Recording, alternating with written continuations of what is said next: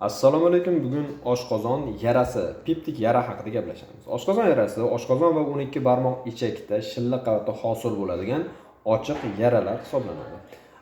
Asosiy sababi esa oshqozonning o'zining suyuqligi ta'sirida. Ya'ni u yerda xlor kislota bor, hazm qilish uchun. Shu kislota ta'sirida paydo bo'lishi mumkin. Bundan tashqari, eng ko'p uchraydigan sabablardan bittasi bu Helicobacterium pylori degan o'ziga xos bakteriyasi bor oshqozonni. O'sha orqali ham kelib chiqishi mumkin.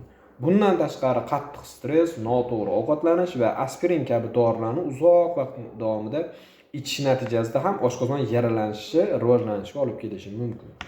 Simptomi: oshqozonda og'riq, ko'ngil aynishi, qorin bo'shlig'ida og'riq va yomon hazm bo'lish. Oshqozonda yara bor bo'ladigan bo'lsa, ovqatdan keyin kuchayadi.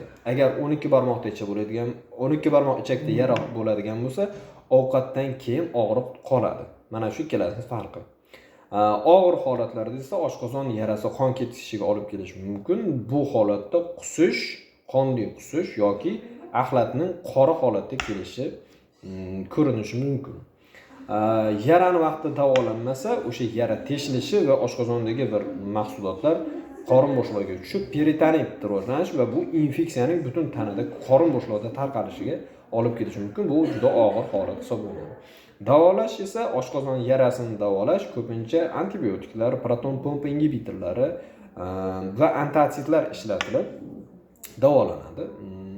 Jarrohlik operatsiyasi ko'pincha faqat yaralar katta bo'lganda va dori bilan davolab bo'lmagan holatlardagina jarrohlik amaliyoti kerak bo'ladi.